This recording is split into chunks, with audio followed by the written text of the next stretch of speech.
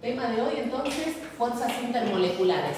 Nosotros habíamos visto fuerzas interatómicas o lo que llamamos uniones interatómicas. Esos son los enlaces entre átomos. Entonces habíamos visto el enlace iónico, el enlace covalente, el enlace metálico. Cuando hablamos de las fuerzas intermoleculares vamos a hablar de las fuerzas denominadas fuerzas de London, las fuerzas denominadas dipolo-dipolo y las fuerzas denominadas puente-hidrógeno. Vamos a tener entonces, en el primer caso, en el caso de las fuerzas de London, fuerzas que se van a producir en todas las moléculas, ¿sí? Entonces, en todas las sustancias que presenten enlace covalente vamos a tener este tipo de fuerzas. Estas se dan entonces en todas las moléculas. Por lo tanto, sean polares o no polares. ¿Bien? Polares o no polares. En general, se dice que estas fuerzas de London son las menos intensas de las tres, ¿sí? Pero bueno, esto depende de los ejemplos que analicemos. Ahora vamos a ver cómo es el tema. Se considera entonces que son las menos intensas. Con esto hay que tener cuidado porque en realidad la intensidad de la interacción molecular o intermolecular va a depender de una propiedad que se denomina polarizabilidad. ¿Bien? Entonces, esto depende de la polarizabilidad. Y la polarizabilidad depende del tamaño de la nube electrónica, ¿sí? O sea, de cuántos electrones formen parte de esa nube. Entonces, esto depende del tamaño de la nube electrónica.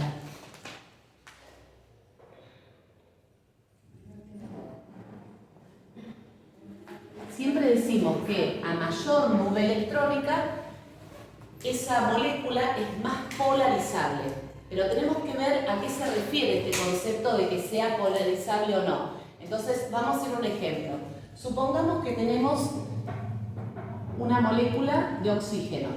¿Bien? Acá el tema es el siguiente. Resulta que el oxígeno tiene 6 electrones de valencia, pero no está en forma atómica, ¿sí? Sino que está en forma diatómica, unido con otro átomo. Resulta que estos dos átomos de oxígeno tienen la misma electronegatividad. Al tener la misma electronegatividad, podemos decir que este átomo va a arrastrar el par electrónico con una intensidad hacia sí. ¿Bien? Y el otro átomo va a tirar con la misma intensidad también hacia su posición. ¿Bien? Entonces, cuando nosotros hacemos la sumatoria de estas fuerzas, en realidad la magnitud que nosotros estamos midiendo es el momento dipolar. Al hacer esa sumatoria resulta que tenemos la misma intensidad pero en diferentes sentidos. Por lo tanto, se anulan. Esto hace que el momento dipolar sea distinto a cero. Cuando el momento dipolar es distinto a cero, decimos que la molécula es no polar. ¿Bien? En las moléculas no polares vamos a tener lo siguiente, una simetría. Entonces esto quiere decir que la molécula de un lado va a ser igual al otro, ¿sí? O sea que las moléculas no polares van a tener simetría. Esta es una molécula simétrica. Pero resulta que nosotros lo que podemos establecer acá es lo siguiente. Bueno, acá se produjo un enlace, ¿sí? Un par electrónico compartido y otro par electrónico compartido también. Pero resulta que tenemos electrones que se van moviendo, ¿sí? Y no solo estos electrones, porque acá nosotros representamos los electrones de valencia, ¿sí? Pero resulta que el oxígeno originalmente tiene 8 electrones en total. Nosotros estamos representando los 6 que son los de valencia. ¿Bien? O sea que en total vamos a tener 8 y 8, 16 electrones en esa nube. Lo que pasa es que hay 4 que están formando parte del enlace. ¿Cuáles son los que se van a estar moviendo? 16 menos 4. O sea, 2 electrones se van a ir moviendo en esa nube electrónica. En forma azarosa se mueven, ¿sí? Entonces, al moverse en forma azarosa, va a suceder que en un momento determinado va a haber muchos electrones de un lado, ¿sí? Por ejemplo, de este lado del oxígeno, o sea que la nube va a estar distorsionada para acá, ¿bien? O puede ser que estén del otro lado, ¿sí? O que estén más arriba o que estén más abajo. Entonces, eso provoca una distorsión de la nube electrónica. Cuanto mayor cantidad de electrones tenemos, el movimiento es mayor y por lo tanto la nube se distorsiona con mayor facilidad. ¿Bien? Esa distorsión lo que va a generar es que justamente se formen dipolos.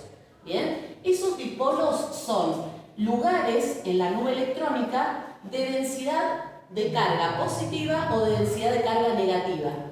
Esto va a depender de si están arrastrados hacia ese lugar los electrones, que son de carga negativa, ¿bien? O si vamos a estudiar la otra parte que va a estar desprovista de esas cargas negativas. Entonces, de ese lado va a quedar una densidad de carga positiva, ¿bien? Entonces, por ejemplo, si hay muchos electrones de este lado, se va a generar una densidad de carga negativa, porque hay más electrones de los que tendría que haber, ¿bien?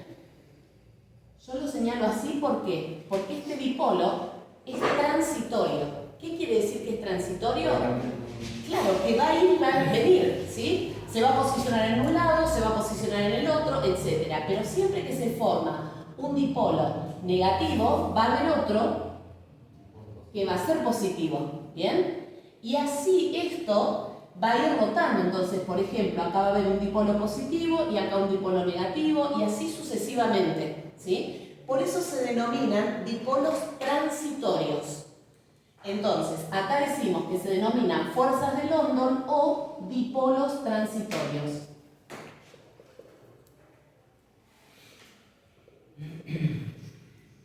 Ahora, si nosotros, por ejemplo, tenemos un frasco con oxígeno, no vamos a tener una sola molécula. Tenemos muchísima cantidad, ¿bien? Entonces, ¿qué pasa entre una molécula y la otra? Justamente interaccionan. Por eso se dan estas fuerzas intermoleculares. Y esa interacción se va a dar a partir de los dipolos transitorios que se generan. Entonces, fíjense si nosotros tenemos una molécula de oxígeno. Esta molécula de oxígeno resulta que tiene en un lugar, en un momento determinado, un dipolo negativo, ¿sí? Y un dipolo positivo. Resulta que hay cerca otra molécula. Y esa molécula de oxígeno tiene de este lado un dipolo positivo. Entonces se atraen. ¿Bien? Entonces, de este lado tiene un dipolo negativo. ¿Bien? ¿Qué pasa acá? Bueno, se acerca otra molécula de oxígeno y resulta que tiene un dipolo negativo ahí, ¿sí? Y uno positivo. Entonces, la interacción se da de esta forma entre el dipolo positivo y el negativo. Pero esto es como instantáneo, ¿bien? Es en un momento. ¿Por qué? Porque este dipolo desaparece, porque los electrones se mueven para otro lado, ¿bien? Entonces, el contacto que realizan es muy poco. Ahora, esto es una nube pequeña. Si yo tengo una nube muy grande, como por ejemplo el caso del bromo, si ustedes observan, el bromo tiene 35 electrones. ¿Bien?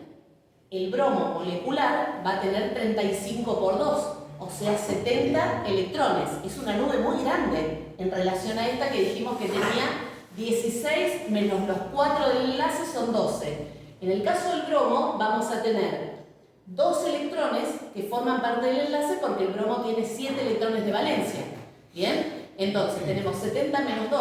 La nube sigue siendo enorme, 68 electrones. ¿Bien? ¿Qué va a pasar? de estos dipolos se van a formar muchísimos. Entonces, cuanto mayor cantidad de dipolos, más interacción entre las moléculas. Tiene mayores lugares para interactuar. Eso hace que la fuerza de London aumente. Por eso les digo, generalmente se dice que acá, las fuerzas de London son menos intensas que las otras dos. Pero ojo, esto depende del tamaño de la nube, ¿sí? Si la nube electrónica es muy grande, hay mucha interacción y la fuerza de London es intensa. Por eso dice que depende de la polarización y el tamaño de la nube electrónica. Exactamente, exacto. ¿Bien? Bueno, igual ahora vamos a ver otro ejemplo para poder entenderlo mejor. Vamos a tomar ahora el grupo de los halógenos. ¿Bien? En el grupo de los halógenos vamos a analizar algunos de esos. Está grabando. Grabo y después sacan, ¿no? Perfecto. Entonces, vamos a suponer ahora que tenemos el caso de algunos de esos halógenos. ¿Bien? Flúor. Bien, tenemos el flúor, el cloro, Bueno, el bromo, el yodo. bromo y yodo. Vamos con estos cuatro. ¿Bien? ¿En qué estado se encuentran? El flúor Está en estado gaseoso. está en estado gaseoso, perfecto, es un gas. Estado gaseoso. El cloro también. El bromo Está líquido el bromo. líquido, perfecto. Y el yodo Sólido. sólido. ¿Bien? Entonces, fíjense que tenemos elementos que se encuentran en el mismo grupo, ¿sí? Que están bajo distintos estados de agregación. ¿Cómo explicamos esto? A partir de las fuerzas intermoleculares. ¿Bien? A partir de esas interacciones. ¿Se acuerdan cuando nosotros veíamos el tema de la teoría cinética? Para explicar los estados de agregación, el comportamiento de los sólidos, los líquidos y los gases, y hablábamos de las fuerzas entre esas partículas, ¿bien? Y que para producir, por ejemplo, el cambio de estado de sólido a líquido, hay que entregar energía para vencer esas fuerzas de interacción, esas fuerzas de atracción, ¿bien? Para provocar el cambio de estado a líquido, ¿bien? Bueno, estamos hablando de este tipo de fuerzas. Esto es lo que hay que vencer. Entonces, el analizar las fuerzas intermoleculares nos permite a nosotros, por ejemplo, decir si una sustancia tiene mayor o menor punto de ebullición o fusión. Si una sustancia se encuentra en comparación a otra, ¿no? Si se encuentra en estado sólido, líquido o gaseoso. Por eso vamos a hacer esta comparación. Fíjense si nosotros hacemos la Lewis para el flúor, ¿sí? Porque lo que vamos a hacer es representar no el flúor atómico, sino molecular. El cloro también, el bromo y el yodo, ¿sí? Entonces, vamos a representar el enlace. Resulta que todos estos elementos, ¿cuántos electrones de valencia tienen? 7. 7. O sea que la Lewis, la representación de Lewis, va a ser esta para el flúor, y para el cloro va a ser igual o va a ser distinta. Igual, exactamente. Entonces, fíjense que la estructura de Lewis no nos sirve para explicar la diferencia en cuanto a los estados de agregación, porque resulta que las 4 son iguales. Porque en Lewis solamente lo que consideramos corresponde a los electrones de valencia. ¿Bien? O sea, estas estructuras son todas iguales. Pero nosotros, ¿qué tenemos que tener en cuenta para poder decir si una sustancia está en estado líquido, sólido o gaseoso, o si tiene mayor o menor punto de fusión o ebullición? La nube, ¿sí? La nube electrónica. Eso nos da la posibilidad de interpretar si las fuerzas de interacción son mayores o menores. Acá el problema que tenemos es que todas estas sustancias son no polares. ¿Bien? Entonces, fíjense que tenemos características muy similares.